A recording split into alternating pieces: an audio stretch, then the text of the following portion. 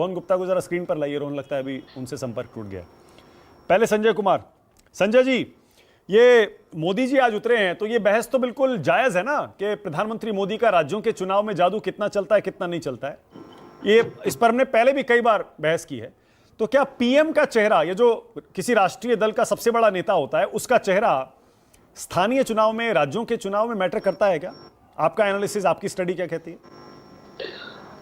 देखिए, अगर 2014 से लेकर के 2024 तक के चुनाव को देखें तो प्रधानमंत्री नरेंद्र मोदी की जो क्षमता थी अपने पार्टी के लिए वोट बटोरना, मतलब पार्टी के लिए वोट मोबिलाइज करना, तो लोकसभा में हमेशा विधानसभा चुनाव से ज्यादा दिखाई पड़ा। हमेशा लगातार हमने देखा है। लेकिन दो तीन बातें और हैं जिसे बताने की जरूरत है। अगर हम लोकसभा चुनाव में प्रधानमंत्री नरेंद्र मोदी की जो क्षमता है अपने पार्टी के लिए वोट मोबिलाइज करने की, उसको देखें तो उसमें भी अभी गिरावट दिखाई पड़ती है 2024 में। जो सर्वेक्षण हमने किए थे उसके आधार पर आंकड़े पेश करना चाहूंगा। मान लीजिए 100 लोग जिन्होंने बीजेपी को वोट दिया 2014 में, उनमें से 25 ऐसे थे जिन्होंने बीजेपी को सिर्फ नरेंद्र मोदी के नाम पर वोट दिया। 2019 में यह आंकड़ा बढ़ के 33 हो गया, मतलब 100 बीजेपी वोटरों में से 33% सिर्फ और सिर्फ नरेंद्र मोदी के नाम पे वोट दिया। लेकिन 24 में यह घट के अब 24% आ गया है। तो पीक हुआ 19 में और अब वो नीचे गिर गया है।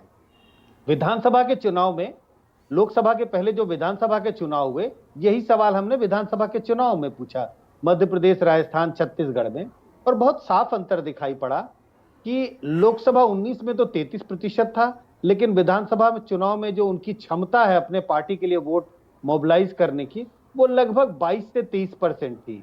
साफ अंतर दिखाई पड़ता है। प्रधानमंत्री नरेंद्र मोदी की अपने पार्टी के लिए वोट मोबिलाइज करने की क्षमता लोकसभा से कहीं कम विधानसभा में है। ओके, तो क्या इसी तरह का फॉर्मूला हम कांग्रेस पार्टी पर भी लागू कर सकते हैं, बाकी दलों पर भी लागू कर सकते हैं संजय जी, कि राष्ट्रीय जो सबसे बड़ा चेहरा होता है वो कितना चलता है स्टेट्स के इलेक्शन में? नहीं, कर सकते हैं फॉर्मूला, लेकिन फॉर्मूला के लिए कुछ आंकड़ों की जरूरत है। हमारे पास ये आंकड़े हैं नहीं अभी इस वक्त। लेकिन जहां तक कांग्रेस का सवाल है, ये सवाल हम पूछते इसी के लिए नहीं रहे क्योंकि कांग्रेस लगातार जो राज्यों में चुनाव जीत रही है उसमें हमने देखा है कि जो लोकल लीडरशिप है उनके कारण ज्यादा उन्हें वोट मिल रहे हैं। लेकिन हाँ, ये जरूर है 2024 के चुनाव को अगर देखें तो कई और आंकड़े हैं जिससे ये स्पष्ट होता है कि पॉपुलैरिटी रेटिंग में राहुल गांधी की पॉपुलैरिटी पहले से ज्यादा बढ़ी है। और अगर हरियाणा की बात करूं तो ये सवाल हमने पूछा था, आप प्रधानमंत्री के रूप में किसे देखना चाहते हैं 2024 के चुनाव के बाद, तो हरियाणा में दोनों आमने सामने खड़े हैं। राष्ट्रीय स्तर पर आंकड़े पेश करूं तो प्रधानमंत्री की रेटिंग 41% थी और राहुल गांधी की रेटिंग 27% थी। लेकिन हरियाणा में बिल्कुल अलग है सिचुएशन।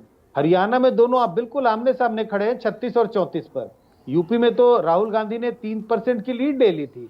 राहुल गांधी को यूपी में नरेंद्र मोदी से ज्यादा लोग प्रधानमंत्री के रूप में देखना चाहते थे। तो हरियाणा की स्थिति, नेशनल पर की स्थिति जो है प्रधानमंत्री मोदी की रेटिंग, उससे फर्क दिखाई पड़ता है। जाहिर है ये आंकड़े ये बताते हैं प्रधानमंत्री नरेंद्र मोदी की एबिलिटी अपने पार्टी के लिए वोट मोबिलाइज करने की हरियाणा में दूसरे राज्यों से कम दिखाई पड़ती है। ओके,